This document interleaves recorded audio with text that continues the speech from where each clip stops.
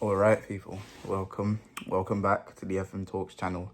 And for this video, I just want to talk about, a lot because the season has now officially come to an end in Europe, in all leagues in Europe, with the final two games of the season being played in Turkey yesterday. That's not the aim of today's video. Okay, this season has been a roller coaster ride, not just for Chelsea fans, but for so many fans around the world. We have Tottenham winning the trophy, Go Ahead Eagles winning the trophy, Union Saint-Gilloise in Belgium winning the league for like the first time in it's like 90 years or something. It's so crazy. PSG, but I just want to focus on Europe today. And Europe has given us a crazy set of events. What a crazy set of events we've got in Europe. Where do I even start? I'll start with my beloved Chelsea winning the Conference League. Yes, very happy, buzzing. It was bound to happen. We won 4-1 against Real Betis. It is what it is. And there was a lot of talk about Anthony in the pre-talk, Isco, who's won 5 Champions Leagues in his career. He's reaching the tail end of his career. It's really coming to an end. But Chelsea, young squad, this is a key thing.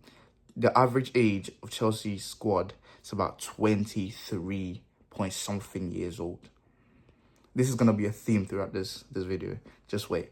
Chelsea's average age is about 23 point something years of age,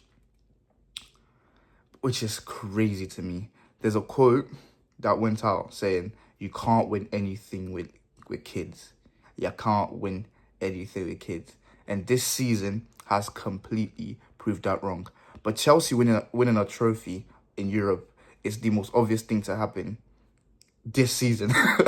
Chelsea winning a trophy in Europe is the easiest thing to predict this season. We're always going to win the Conference League. We could have gone undefeated. We had one loss that came at Stamford Bridge to, we believe, Legia Warsaw.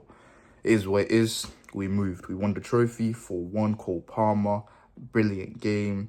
Moises Caicedo outside of the box. Jadon Sancho, there's some transfer news on him. I'll probably make separate videos for that. But that's still not what we need to talk about this season. Chelsea won that. But it's so crazy. Let's go to the Europa League. Europa League had so much promise to it. We had teams like Athletic Bilbao. Was Frankfurt in there? We had Tottenham, Man United. We had... so much could have happened. Bodo Glimt, who somehow made it to the semi-final, played Tottenham. People were saying Tottenham are going to lose. My clip just got cut out. I'll probably edit it and put it together. Hopefully nobody notices that. I'm saying hopefully nobody notices that, but I'm speaking about it. But it is what it is. Tottenham faced Manchester United in the final of the Europa League. And you're thinking, the script is written all over. It's the same script we've seen time after time after time. Man United getting bailed out by winning a trophy again after having a horrendous season. Why am I saying they've had a horrendous season? In case you weren't keeping up, Manchester United and Tottenham at the time of this final being played were 16th and 17th, respectfully. We're 16th and 17th, respectfully. In that order, which is crazy to me. And this was the Europa League final. Europa League final was probably the worst final we saw this season or we are ever going to see, because it was truly 16th versus 17th.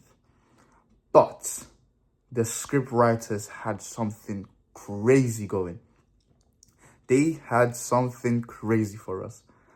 And we saw a cross go into the box and a scrappy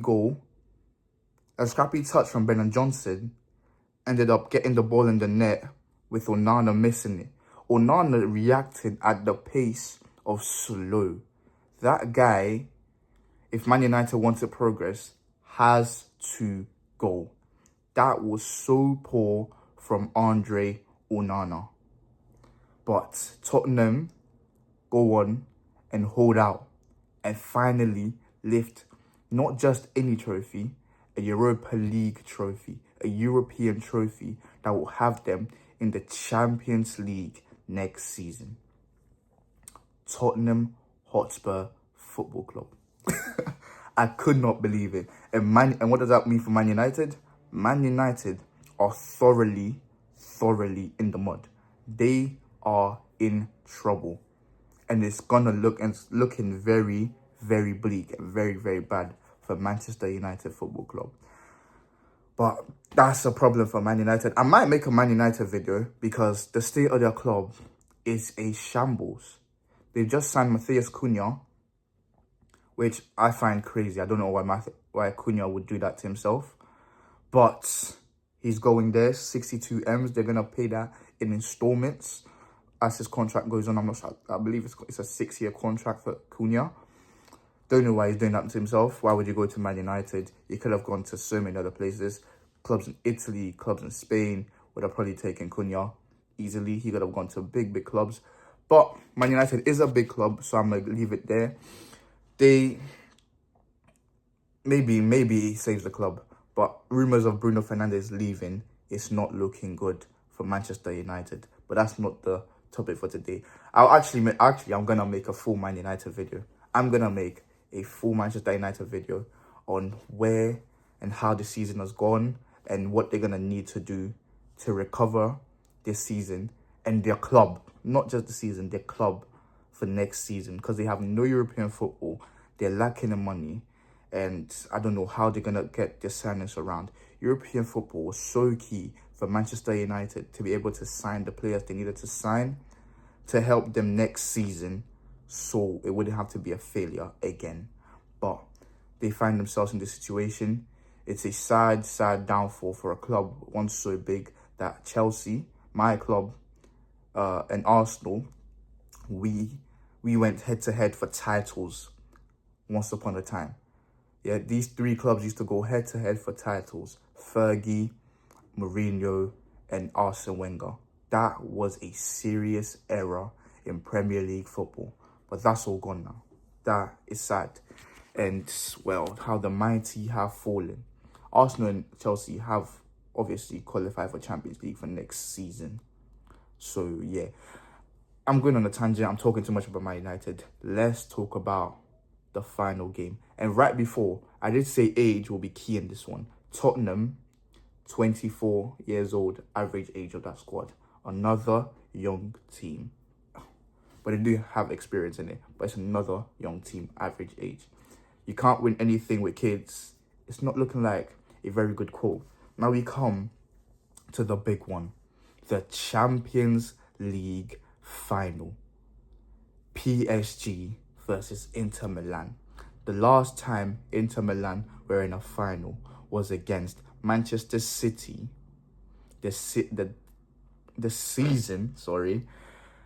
City won the treble. Lukaku was famously seen blocking a shot that could have got them to extra time.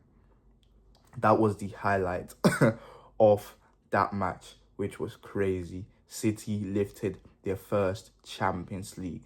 And now you're thinking, surely it wouldn't happen again. Surely Inter Milan wouldn't give another club their first Champions League. The last time Inter Milan had won a Champions League, it's about 15 years ago. I believe 2010 under Mourinho, which is crazy to me. You're thinking, surely not. This is an Inter Milan side that has just come off losing the Serie A on the final day. You're thinking, surely they're going to want to use this to elevate themselves. Inter Milan fans talking big. We've been here. We've done it before. It's an experienced team. We're playing against kids. This is PSG. They never win anything in Europe. And you're thinking, what do the script writers have for us today? They were cooking. 12 minutes in, Hakimi goal. I'm thinking, damn. We go on. 5 minutes later, Desiree Doué goal.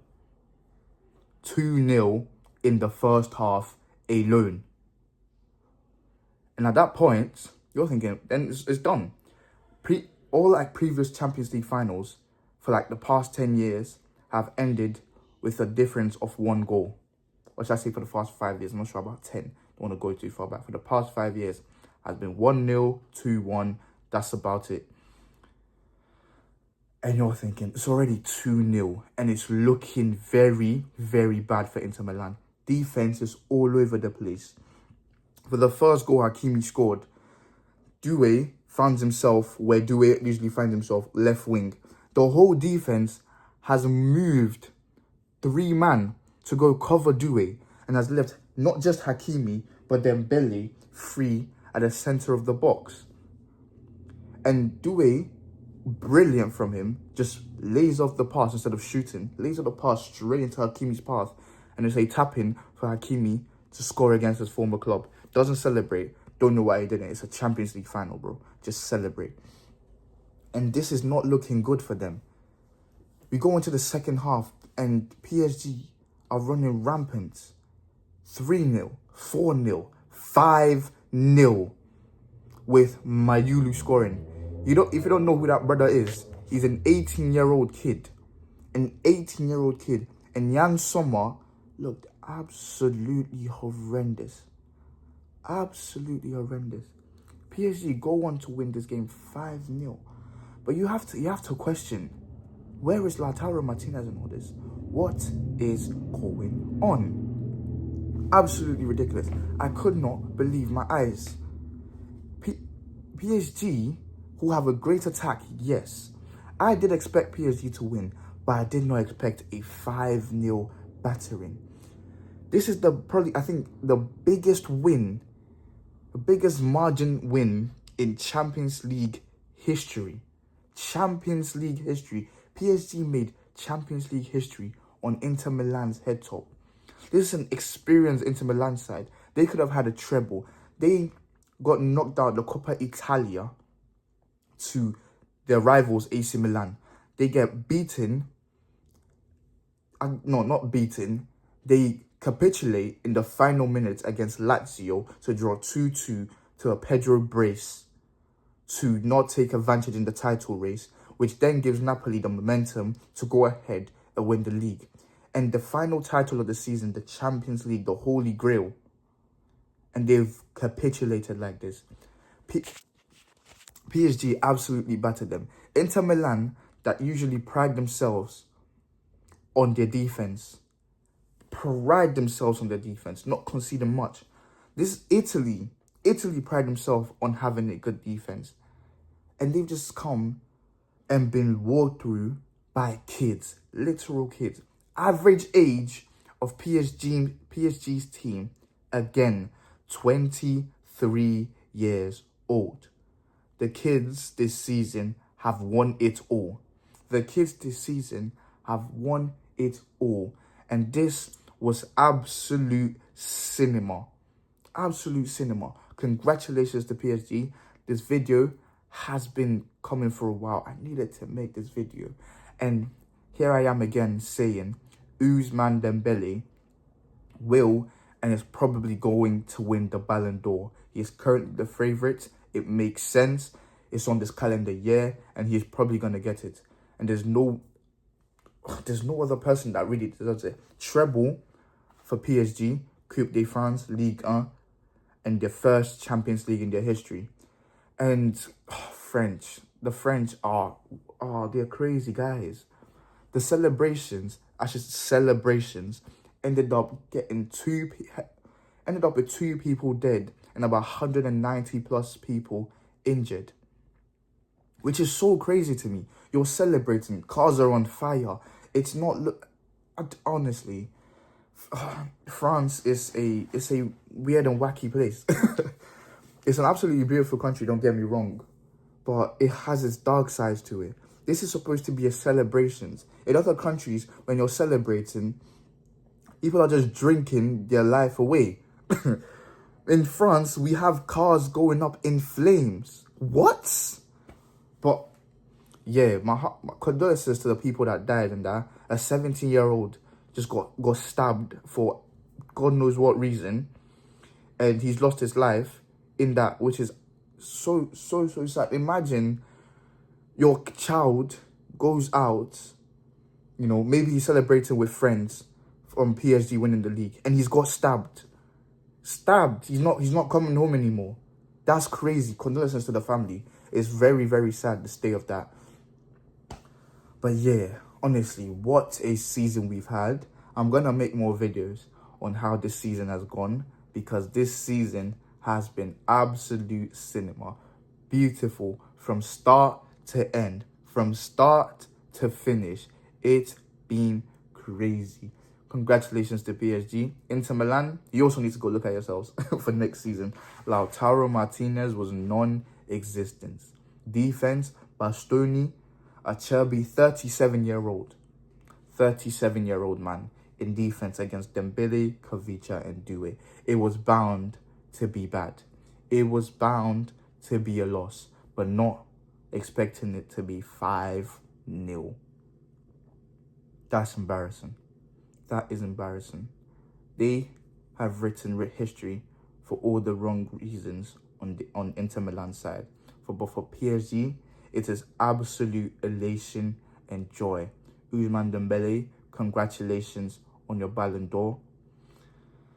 And, well, yeah. This season has been crazy. It's the season for kids. The season of breaking curses. The season of breaking records.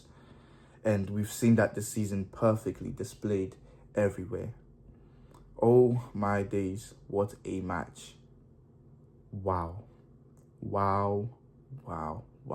Dembele, player of the season for Champions League. Is that fair though? Just before I end this off. Is that fair though for Rafinha to be the top scorer and top assister, and Dembele is getting Champions League player of the season? I don't know. But they did win a final. Dembele was key in that, so it is fair. 2 assists in the final, so that is fair to him. I'm going to just leave this off here. Thank you guys so much for watching.